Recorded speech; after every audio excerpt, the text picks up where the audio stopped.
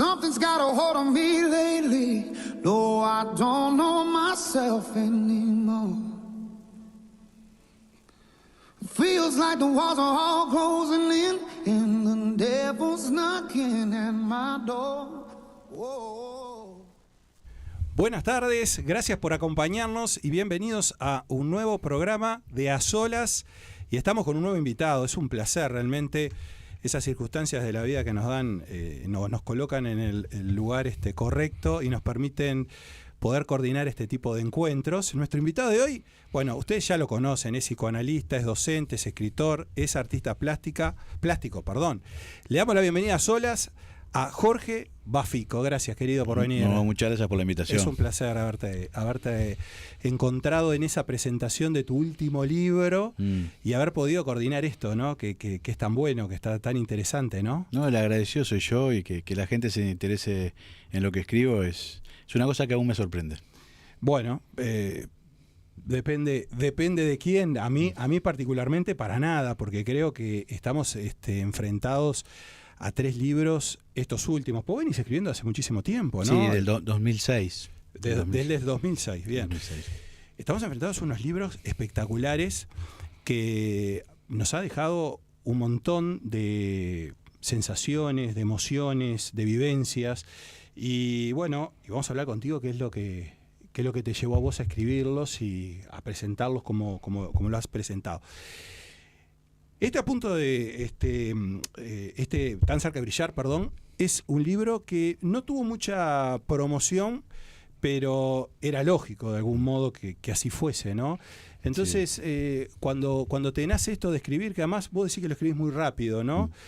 Estabas atravesando un momento sin duda muy complicado, ¿no? Sí, Tan cerca de brillar es esos acontecimientos de la vida que uno preferiría no encontrarse. Cuando te pasa algo por arriba. Bueno, en el caso mío fue la muerte de un hijo recién nacido que no vivió más de 24 horas. Sí. Y en el momento ese de esa tristeza, de ese estado como de locura, desesperación, dije, voy a escribir un libro para poder recordarlo, para poder nombrarlo de otra manera, para que no quede en la tristeza absoluta y secreta y clandestina. Entonces, ahí mismo, donde estábamos internados, yo me lo puse a escribir el libro. O sea, yo lo escribí casi en tiempo real. Pero una vez que el libro sale, yo preferí no hacer ningún tipo de nota del libro. Primero porque me parecía que era difícil hablar de eso, que no correspondía quizás, y porque además yo no podía hablar, yo me ponía a llorar. Entonces fue un libro que no tuvo prensa, y es un libro que agradezco mucho en ese momento a la editorial Penguin, que lo sacó por el sello Sudamericana, que bueno, entendió todo lo que le planteé, porque es difícil sacar un libro sin prensa, o sea, realmente es un riesgo.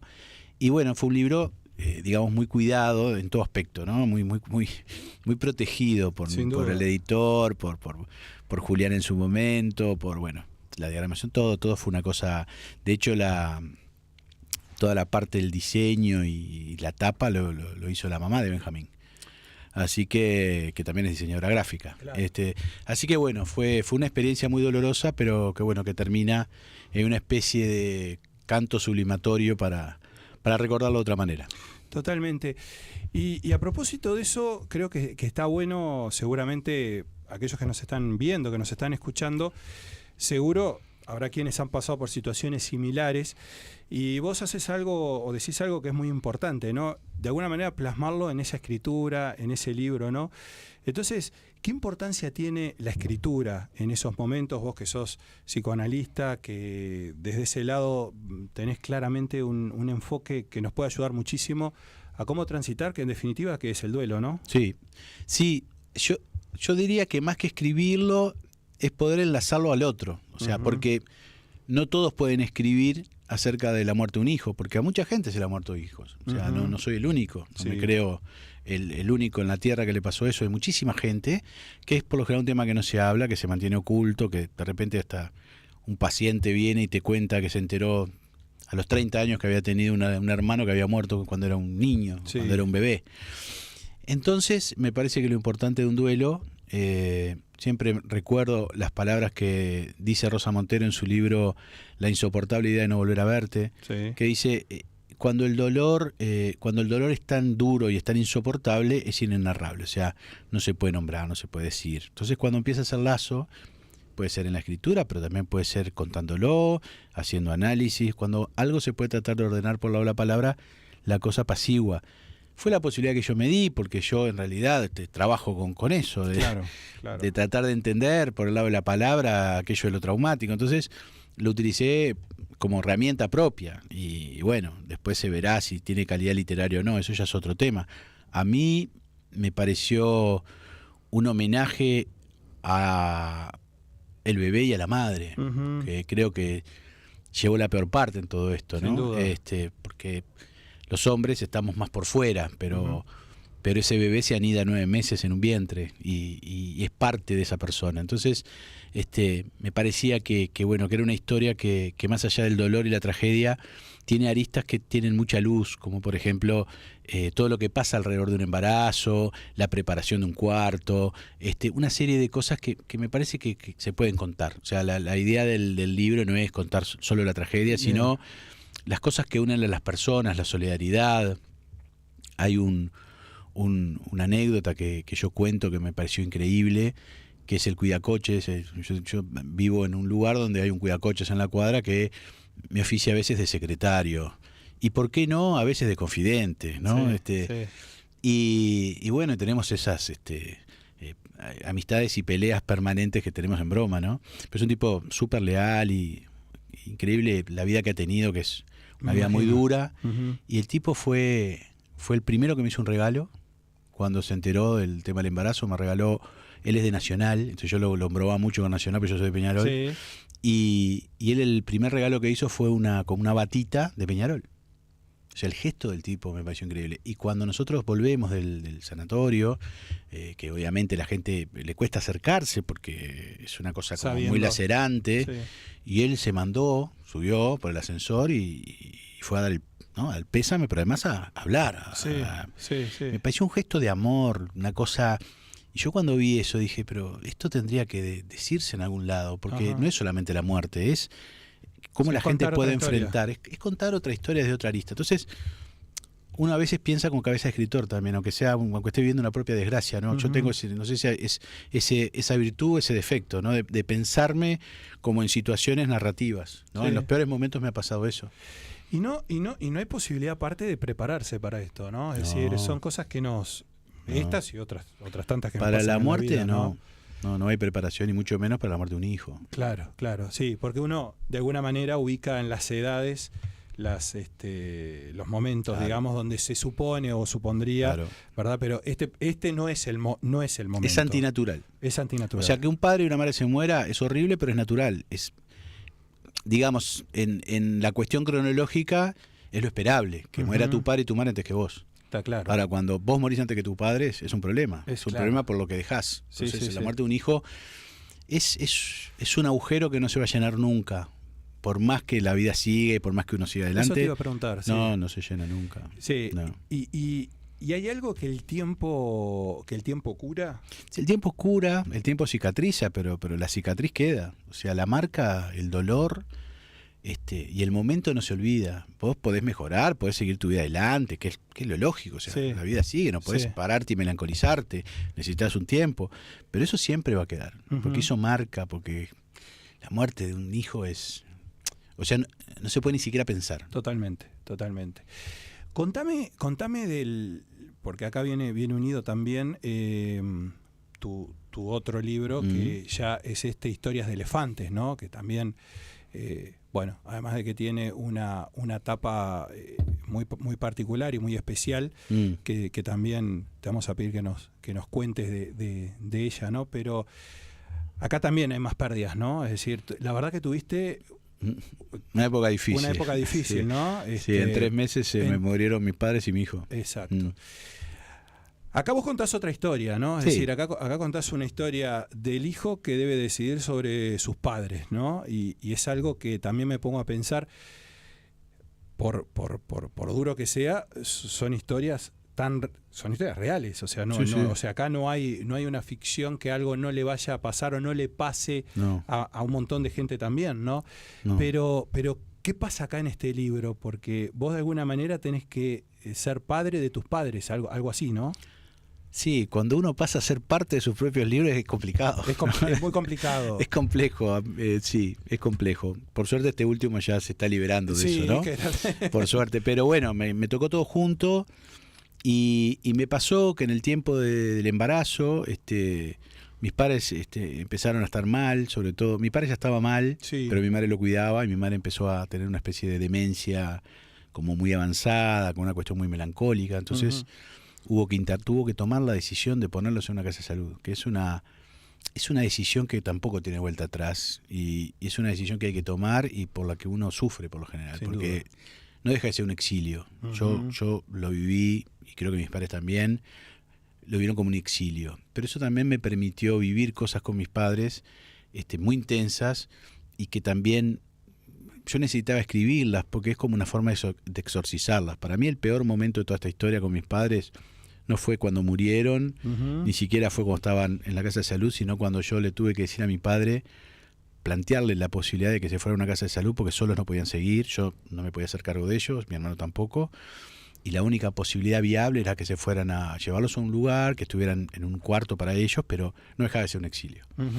Y que me acuerdo que mi padre, que si bien estaba bastante mal en ese tiempo, tuvo como una especie de, no sé, de estado de lucidez durante unos días y me dijo que sí, fue un acto de padre. Me dijo, está bien, hay que hacer eso, lo entiendo, y de alguna manera me liberó, o sea, me acompañó, me quitó un peso, es más, él fue al lugar a mirarlo en ese momento, después se vino muy abajo, pero me dijo una frase que hasta el día de hoy me persigue, que es, este es el final del final. Y me lo dijo con mucha angustia, porque él entendía, yo nunca pensé que iban a morir tan rápido, eso tampoco pensé.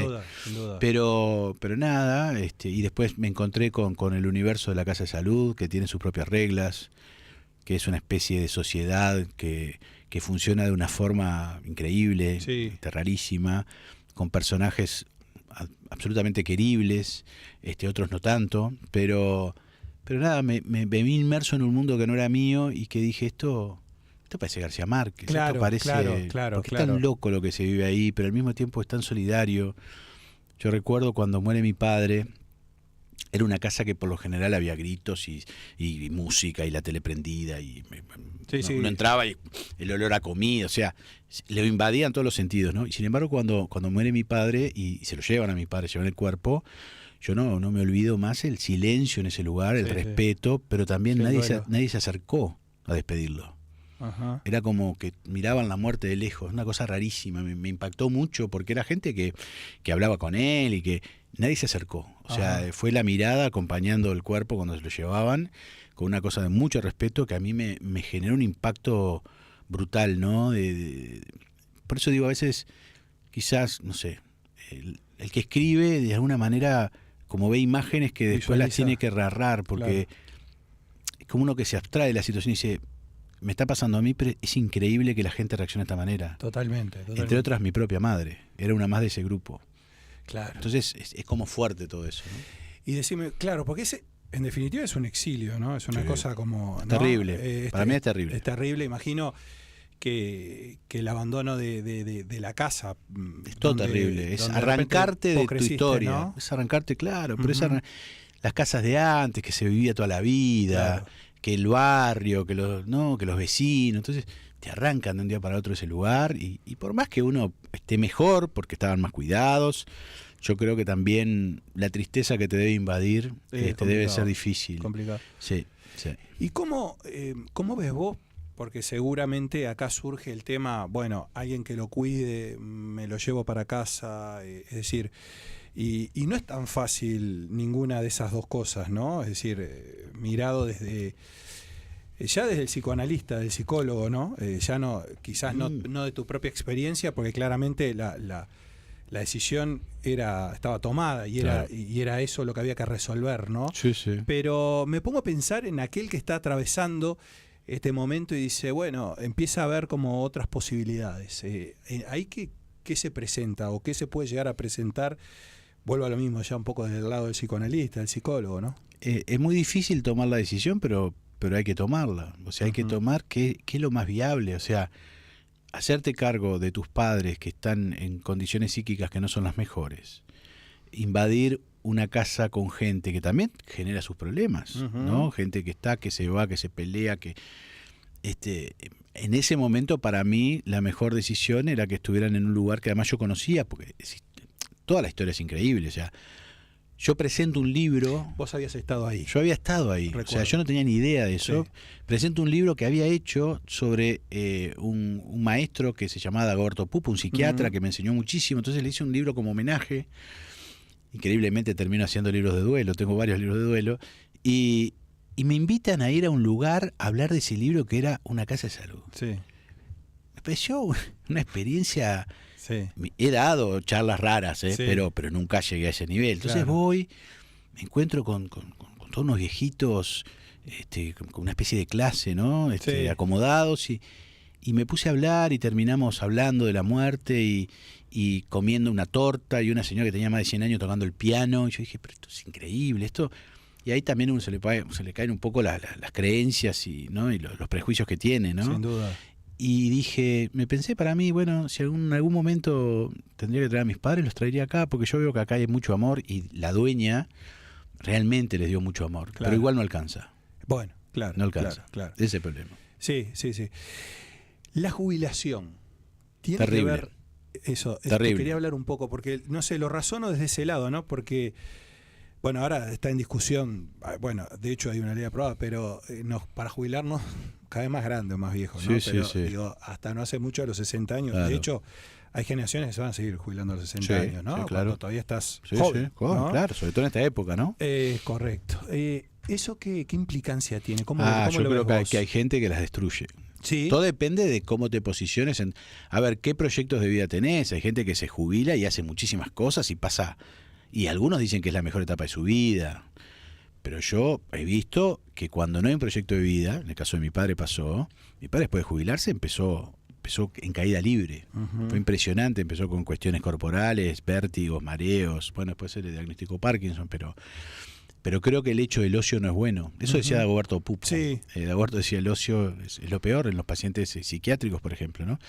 Entonces, si el sujeto no está preparado, yo creo que hay que prepararse para jubilarse. Es como le pasa a los jugadores de fútbol, que cuando se jubilan algunos no saben qué hacer y terminan su vida de una forma bastante trágica, Es ¿no? verdad, es Otros se acomodan rápidamente Sí. y les va bárbaro. Bueno, yo creo que es un tiempo que no se trabaja eso. Yo creo que se tendría que trabajar. Cuando alguien va a hacer un cambio de vida tan importante como de laburar 10 horas por día a no hacer nada y no saber qué va a ser el día de mañana, Claro. tiene que estar muy con la cabeza muy clara, porque si no es un cambio muy difícil. Me parece que la gente tendría que trabajar eso, Ajá. el cambio, ¿no?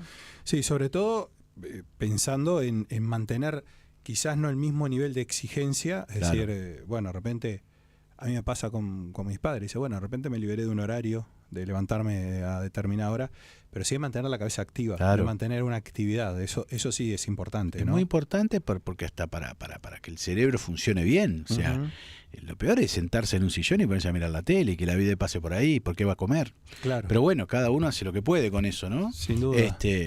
Yo, después de vivir todo lo que viví, voy a tratar de trabajar hasta el final de mi vida. Hasta Eso los es lo últimos que- eso es tiempos. Hasta lo los poco que tiempos. tengo claro es eso. Sí. Sí, bueno, además de que hoy, sin duda, los tiempos han cambiado, uno vive muchos más años, quizás Sí, también. Bueno, y con no otra hay- calidad de vida y también. otra calidad de vida también, ¿no? Contame Jorge, del arte, porque esa es una parte que también vos desarrollás, además de escribir, Sí, aparece Aparece. esa faceta aparece de la nada. de la nada misma. De la nada yo digo, la vida yo soy un agradecido, más allá de las cosas que me han pasado.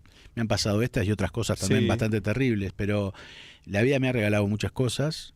De alguna manera los duelos me hicieron empezar a hacer cosas con las manos que yo nunca había hecho nada. Yo admiraba a los artistas, a un Bolinches, a un Pedro Peralta, a un Pablo Peralta, un Aroxa, bueno, Ogue, hay muchísimos artistas buenos acá en Uruguay, muchísimos, pero siempre de lejos, ¿no? Y sin embargo, la muerte de mi padre, sobre todo, me llevó a empezar a construir guitarras, a desconstruirlas, y Y después empecé a hacer peces, que también era como reencontrarme con la infancia mía en Punta Fría. Sí. Y después empecé a hacer elefantes. Que ahí viene un poco... Y ahí viene Historia de Elefantes. Historia de elefante. Que el elefante, para mí, toma la vertiente de...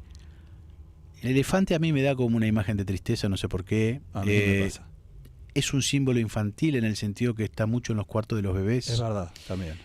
Y además se supone que el elefante siempre va en manada, va en familia, o sea, Sí. no abandona a su familia. Entonces era como una gran metáfora que me llevó a... Yo tuve una época muy loca en el sentido que no solamente escribí Tan cerca de brillar, sino que hice muchos peces, Ujú. pero muchos son muchos, Sí. y muchos elefantes. Sí. Y bueno, al día de hoy, por eso digo, la vida te da cosas. Me van a hacer una exposición ahora el 3 de octubre en Centro Cultural UTU, que no es solamente una exposición, es como una cosa interactiva, como una intervención, Sí. que va a haber unos cortos que se filmaron en Punta Fría, fuimos hasta allá a filmarlos, la gente de la UTU Divina, con Luis Peña a la cabeza, que es el curador, que yo digo, yo me merezco esto, o sea, yo me merezco que me hagan una exposición de este calibre, con tanto amor y Sí. con tanta dedicación y con tanto respeto. Entonces uno dice... Y yo hubiera preferido que no me hubiera pasado todo esto. Ujú. Pero todo esto que me pasó también aparece en los libros y aparece la obra que está enlazada. Sí. Yo creo que fue una etapa de mi vida que se está terminando en este tiempo. Con el libro Sesiones de Amor me parece que ahí hay un corte. Sí. Pero por eso te digo, la vida a mí me ha demostrado que es absolutamente sorprendente y sorpresiva. Las dos cosas al mismo tiempo. Al mismo tiempo. Mm. ¿Ya habías tenido una presentación de tu material, de tu arte? Sí, lo expuse un par de veces par de acá, veces. en Argentina también. También, Mm. Bueno, muchos... Ahora en Brasil hay una exposición también, es una exposición colectiva que se va a armar de artistas UI, que son para mí es una cosa, novedades, ¿no? Es todo nuevo para mí esto. Que también has hecho muchas de ellas benéficas, ¿no? Bueno, sí, esto surge de la primera exposición que se hizo en la galería A Través del Arte, para la Fundación Canguro. Ajá. Porque en realidad yo no sabía mucho qué hacer con eso que estaba haciendo, y bueno, me parecía que eran otro tipo de obras mucho más cargadas, mucho más oscuras. Está bueno. Y la idea era, bueno, que sirviera para beneficio de ese grupo humano tan interesante que contiene a los bebés, que los cuida, que tienen su día y su hora, y de repente hay gente que va todos los martes a las 3 de la mañana, y va todos los martes a las 3 de la mañana y no falta nunca, Sí. y se genera toda una movida increíble. Y bueno, si se podía ayudar un poquito, estaba bueno. Empujaba. Sí. Y está el reciclaje también, que es parte también de tu historia de arte, ¿no? Es decir, Bueno, juntar cosas, darles como una nueva vida. Lo que decir, se ¿no? hace en el análisis. Yo Ajá. creo que no es, por eso digo que está todo medio Está todo, mezclado, está todo sí. medio entreverado, porque en realidad uno con las mismas piezas que tiene, las transforma o las arma de forma diferente para hacer otra obra, vivir otra vida, gozar de otra manera. Entonces la obra también tenía que ver con tomar elementos de la calle, hierros, pedazos Sí. de madera, y tratar de transformarlos como es el libro Tan cerca de brillar, que yo lo escribo, digo, transformar el horror en algo de poesía. Sí. Bueno, transformar eso que está tirado y que no tiene valor, o que la gente no lo quiere mirar, como pasa en la historia de cuando un bebé muere, la gente Sí. prefiere no saber. Sí, sin duda. Transformarlo en otra cosa. Entonces, en realidad siempre está girando en torno a lo mismo mi vida. Lo estoy pensando ahora, ¿no? ¿Y qué nos está pasando, un poco yendo a esto que vos estás diciendo, como sociedad al mismo tiempo, ¿no? Porque todo esto que vos decís, personas que dedican su tiempo a... uno da la impresión de que vivimos hoy en una sociedad urgida, lo que falta es el tiempo. Urgida, ¿no? esa es la palabra, urgida. Empatizamos muy poco, creíamos que la pandemia nos iba a hacer mejores, ¿no? O íbamos a salir mejor. No sé, en eso, ¿qué visión? En ese momento, ¿qué recordás? ¿Qué visión tuviste? Me acuerdo perfecto de no una discusión, ni siquiera un debate, sino un intercambio en un programa de radio que yo estoy, que es en Del Sol, en la sí. Columna, sí. Que había alguien que planteaba que me da como mucha ternura lo que planteaba, me parecía como muy romántico, ¿no? Que íbamos a salir mejores. Era el tiempo donde los artistas salían y mostraban su obra, y donde creíamos que la humanidad iba a mejorar, y iba a despertar de pronto. Yo ¿no? planteé lo que siempre creo, es que no. Uh-huh. Es más, no solamente que no íbamos a mejorar, sino que seguramente íbamos a empeorar. Ajá. Lo cual efectivamente pasó con las vacunas, con el manejo político de las vacunas en todo el mundo. Bueno, Y nada, la vida siguió demostrando lo que demostró desde el comienzo de la humanidad, lo dijo Freud, lo dijo Lacan. La pulsión de muerte y la pulsión autodestructiva es más fuerte, entonces realmente somos un problema para el mundo los humanos. Arrasamos todo lo que tenemos alrededor, incluso nosotros mismos. Entonces, nadie podía nadie. Creo que era difícil de pensar que lo que pasó ahora con Juan Izquierdo, pobrecito que fallece. Sí.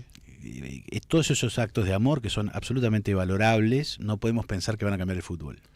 El fútbol va a seguir siendo el mismo, con los mismos intereses, con las mismas rivalidades, aunque tenga una especie de oasis o un entre paréntesis en un momento, que es la muerte y el respeto, y que me pareció divino todo lo que pasó en el sentido de la solidaridad, la gente de San Pablo que vino al velorio, o sea, los jugadores de Peñarol, o sea, cosas muy lindas, pero que no son muestras de lo que es el mundo. De lo que es el real. nuestro es el mundo es lo otro. ¿Y qué,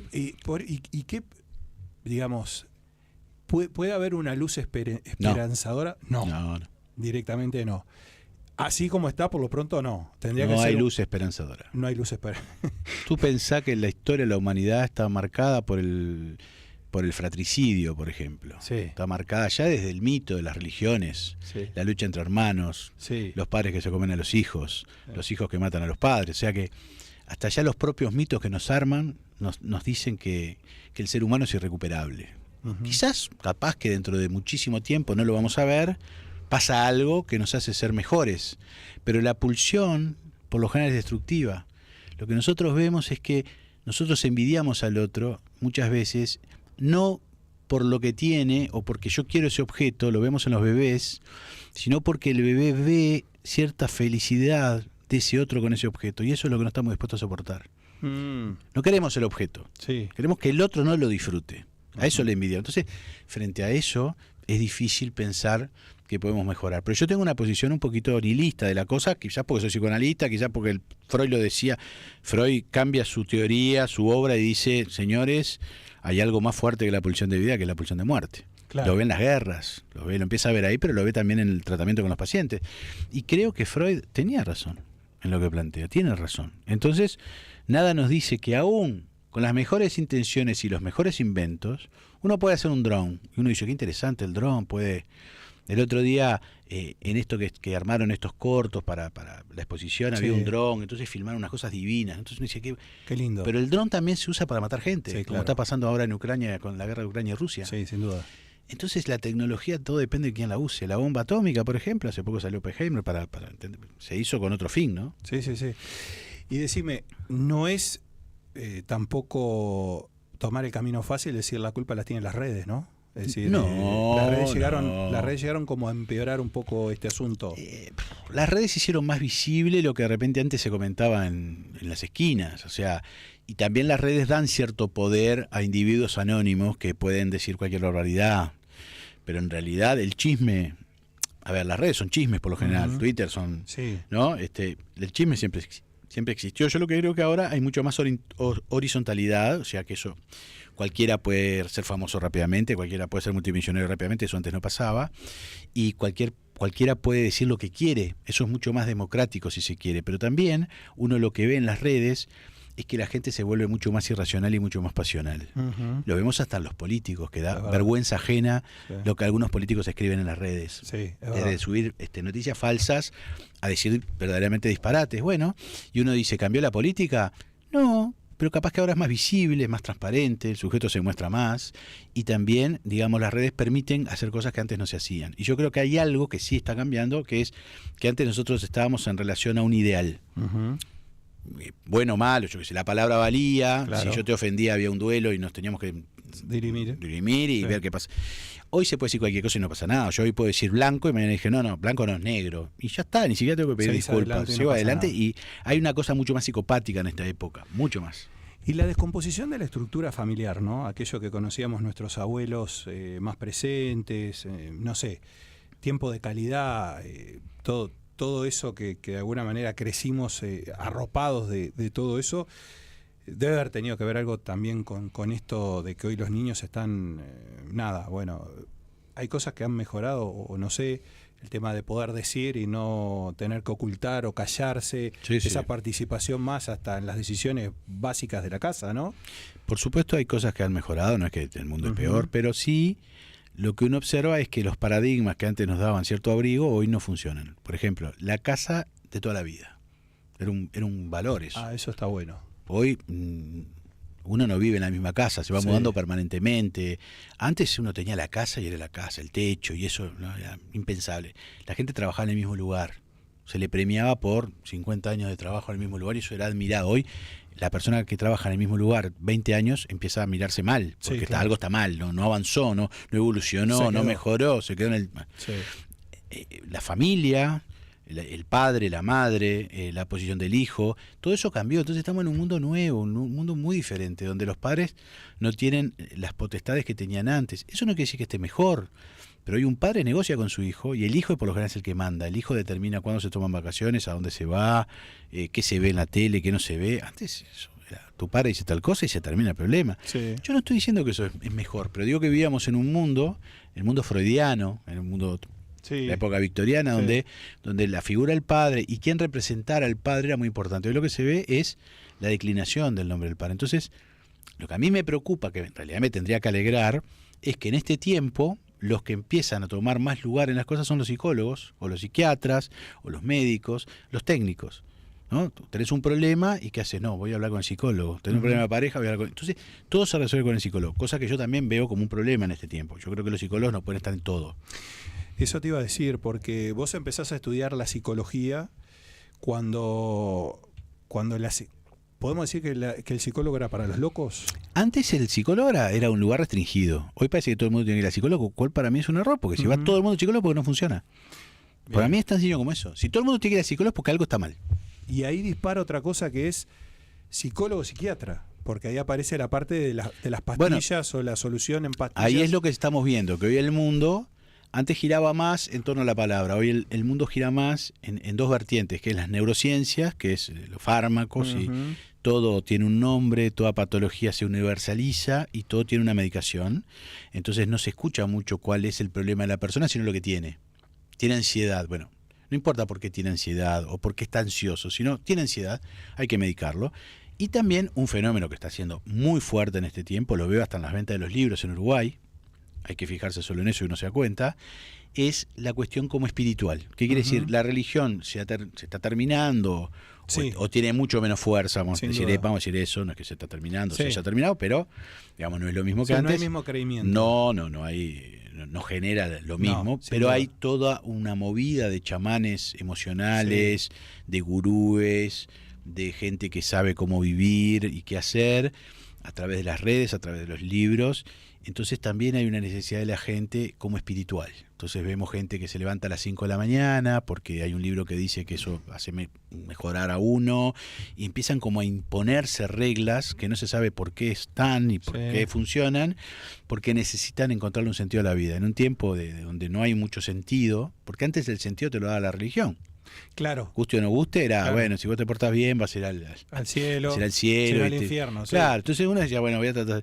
Hoy, como no hay límite de ningún tipo, empiezan a aparecer todas estas cosas que para mí son preocupantes Y me parece que este libro nuevo, Sesiones de Amor, juega un poco todo el tiempo en ese mundo, en este mundo nuevo, en este tipo de pacientes donde aparecen crisis existenciales, pero aparecen paranoias, aparecen enamoramientos locos, aparece una serie de cosas que ahí sí, yo creo que hay ahora que lo estoy hablando contigo, me parece que hay un corrimiento de el bafico más metido en su propio mundo de duelo a el bafico analista que escribe, no son cuestiones testimoniales ni casos reales, son ficciones, pero que siempre tocan algo de lo que uno escucha. Sí, de lo real. Estas sesiones de amor, entonces, que es un libro muy reciente, bueno, ahí nos encontramos precisamente en la presentación. Ahí nos encontramos, en el libro nos encontramos todos, porque ahí es un abanico de personalidades. Lo intenté hacer una especie de manual de psiquiatría, pero narrativo. Lo que intenté hacer es que, bueno, que la gente más o menos vea cómo se presentan los pacientes. Es una cosa, digamos, restringida, no es que están todos, pero más o menos yo creo que nos podemos encontrar ahí. En algún cuento de eso te vamos a encontrás. identificar. Porque con el amor pasa exactamente lo mismo, ¿no?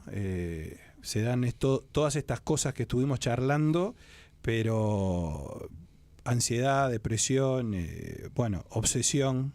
Me pongo a pensar en la cantidad de situaciones de femicidio, por ejemplo, Sí, claro. que hay, ¿no? Sí, claro. Homicidios. Es decir, Bueno, ahí aparece un femicidio. Ajá.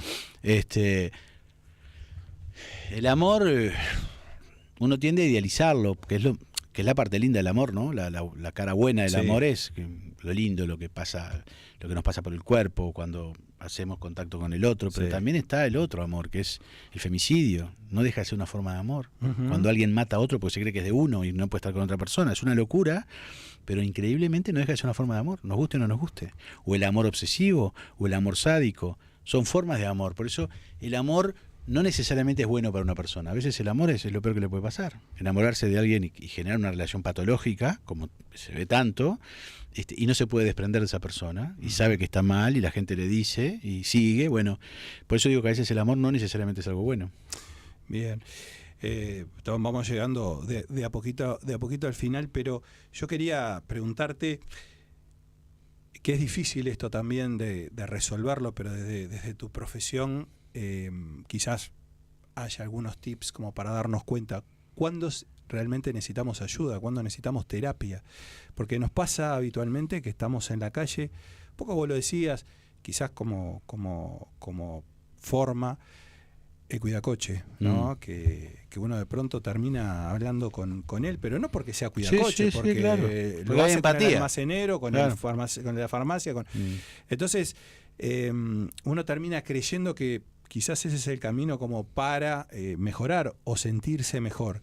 Sin embargo, da la impresión que quizás dejemos peor al otro de lo que de pronto eran sus problemas, y tampoco nosotros estemos mejor, ¿no? Entonces, ¿cómo darse cuenta? ¿Cómo deberíamos darnos cuenta? Porque lo que vos decías, una sociedad también, yendo todo al psicólogo, significa que es una sociedad que tiene un problema o Claro. tiene otro problema, otro tipo de problema, ¿no? Claro, el tema es que, digamos, el problema es cuando el ir al psicólogo se convierte en una moda, ¿no? Entonces uno dice, bueno, voy al gimnasio, voy al psicólogo, y casi lo mismo. Ahí ya tenemos problemas. O sea, yo creo que uno tiene que ir al psicólogo cuando algo en su vida no funciona, cuando el sujeto ve que no puede con eso, cuando algo rompió el equilibrio. Uno puede tener síntomas obsesivos, compulsivos, por ejemplo, va y cierra la puerta una vez y va y vuelve y la cierra y no sabe, pero el individuo no le genera mucho problema, no tiene por qué ir al psicólogo. Ahora, cuando uno ve que realmente hay algo en su vida, por ejemplo, en las relaciones de amor. Otra vez una persona me contaba que ni siquiera era una paciente, me decía que tenían problemas con su pareja importantes y que no sé cuánto, pero además estaba yendo con un personal hacia gimnasia, y el personal se entusiasma con ella, entonces se pone mal y la bloquea, y entonces ella dice, pero yo estoy haciendo algo mal con los hombres. Bueno, ahí vemos que eso, que parece el orden de lo cotidiano, en ella repercute y dice, yo estoy haciendo algo mal con los hombres. A ver, yo tengo responsabilidad en este asunto. Claro. Bueno, cuando uno llega al punto de entender que algo está haciendo para que le pasen las cosas que le pasan, quizás ahí tiene que consultar. No creo que todo el mundo tenga que ir, porque si no van por esnovismo, van por moda. Bueno, vengo a ver qué pasa, a ver si me dan unas herramientas. ¿Unas herramientas para qué? Claro. ¿Quién soy yo para darle herramientas al otro cuando a mí me leen y se van a dar cuenta que no estoy tan bien como para estar aconsejando a la gente? Ajá. Entonces, bueno, creo que uno puede ir a un psicólogo cuando realmente necesita ir, cuando ve que le cuesta llevar adelante su vida. Me gustó esta última parte también porque me pongo a pensar en un tema, por ejemplo, también que también vos tenés cuentos, el tema del abuso, por ejemplo, ¿no? El chico, el niño ese Sí. que va a la cancha, ¿no? Ahí también es una cosa que uno, son momentos complicados, pienso difíciles. Ahí, bueno, hoy además están surgiendo un montón de casos desde siempre, pero Sí, más sí. conocidos, desde la televisión, Sí. ¿no? De diferentes lugares. Y a veces uno piensa y se sorprende porque dice, ¿cómo esto surgió a los 10 años, ¿no? De haber sucedido el hecho o más, ¿no? Y en esos cuentos un poco, vos lo describís muy bien, ¿no? Pero digamos que es normal que así suceda también, ¿no? O sea, puede suceder de este modo también, ¿no? Sí, sí, sí. Por lo general los abusos la gente no habla de eso, los calla. Hay algo que tiene el abusador, cuando sobre todo son intrafamiliares los problemas, que generan un convencimiento al abusado que de eso no se puede hablar, que es hasta algo normal. Y le lleva mucho tiempo a la gente poder hablar. Es muy vergonzoso además, es una cosa que algunos piensan que no le van a creer, otros piensan que no lo pueden decir, les da mucha vergüenza, piensan que tienen cierta responsabilidad, pero el abuso es algo mucho más común de lo que parece, mucho más. El tema es que, bueno, un día ese sujeto dice algo tengo que hacer. Lo bueno es que puedan hablar, o sea, decirle a los hijos, es difícil, porque a veces los hijos, aunque uno les diga, no dicen. Es verdad. Pero decirle, si alguna vez te pasa algo, hablalo y vemos qué se puede hacer. A veces se habla y a veces no. Porque aparte estamos complicados en suicidio adolescente, ¿no? Entonces yo creo que estamos en un mundo muy difícil. Muy difícil. Muy difícil, es un mundo muy exitista, que la gente tiene que brillar todo el tiempo y si no parece que es un fracaso, donde la violencia está desmedida, porque siempre hubo violencia, pero ahora es como que no tiene referente la violencia, es la violencia de por sí. Porque hay gente que se junta para filmarse como se pega. Sí. O sea, está pasando mucho, no solo acá, está pasando en Estados Unidos. Sí. Ahora uno está mirando Instagram y empiezan a aparecer esas historias donde adolescentes se pegan porque sí. Entonces yo creo que estamos en un mundo muy hostil, sobre todo para los adolescentes y para los niños. Y bueno, y hay que encontrarle la vuelta a esto, porque también lo que se está viendo mucho, yo dije hace un tiempo que era raro que no hubiera lobos solitarios en Uruguay todavía. Lobos solitarios es aquel que se mete en un lugar a matar, ¿no? Sí. Salvajemente. Sí. Y ya pasó. Aparentemente ahora, hace unos días, apresaron a un chico de 14 años que tenía la idea de matar a compañeros. Sí, en un pueblito de Lascano. O sea, no era una mega ciudad. Sí. Entonces uno dice, bueno, todo está llegando, porque yo creo que está muy difícil para los niños y los adolescentes en este tiempo. Sí. Y aparte, bueno, obviamente que la globalización hace de que cada vez recibamos más información, mucha y información. que no quedemos por fuera. Para ir redondeando ya, porque aparte quiero hablar de esto, porque a esto te vas. La docencia, que hablamos de la escritura, hablamos del arte, la hablamos docencia del psicoanálisis. La docencia, contame.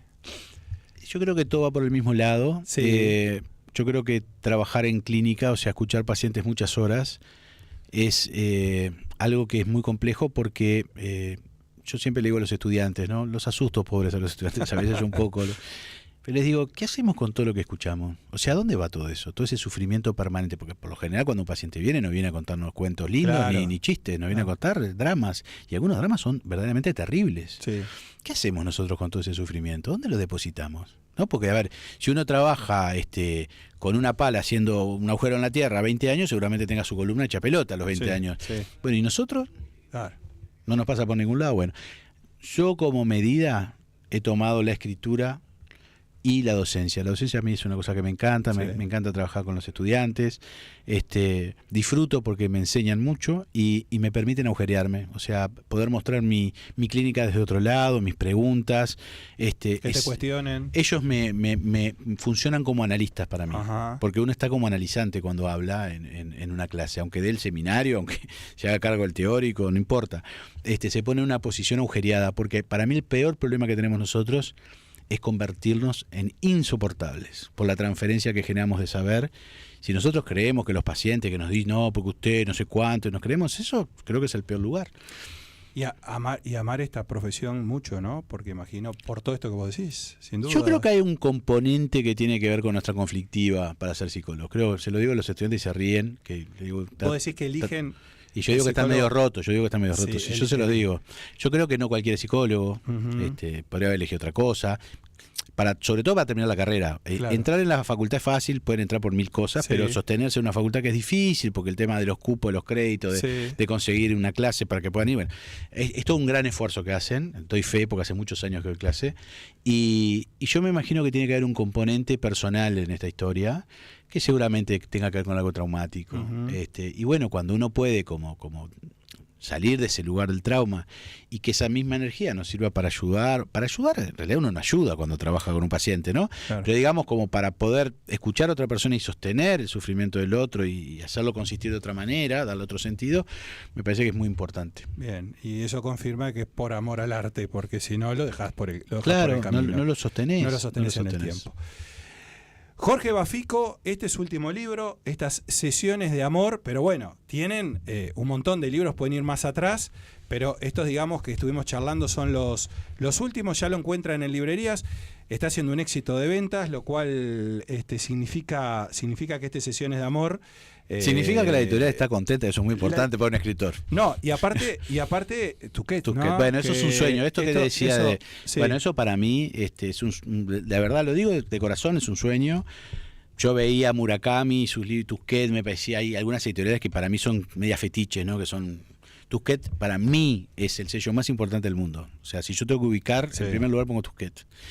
Y que yo esté escribiendo en Tusquets también es un regalo de la vida, porque yo no me considero un hiper gran escritor, no, soy un escritor del montón. Pero sin embargo, las vueltas de la vida y nada. ¿Te llevaron acá? Me llevaron acá y bueno, ya en el segundo libro con la misma el mismo sello editorial y espero que muchos más. Que se mantenga.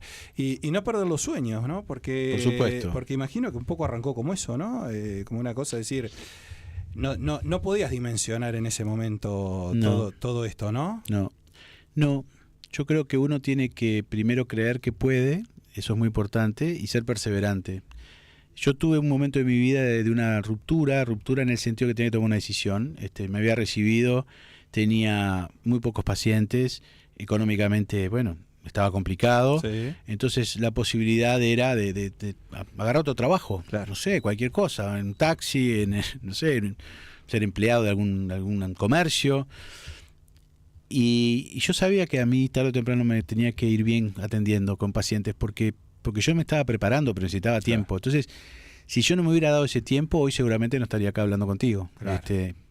Capaz que estaba mejor, no sé, capaz que estaba loca la vida. Nunca lo pero por lo menos logré hacer lo que yo quería. Pero yo cuando era conforme. adolescente quería escribir libros y quería atender pacientes. Y hoy estoy haciendo las dos cosas, lo cual para mí es un regalo de la vida, realmente. Siempre digo que vivir de lo que te gusta hacer es una maravilla, por más sacrificio que cueste.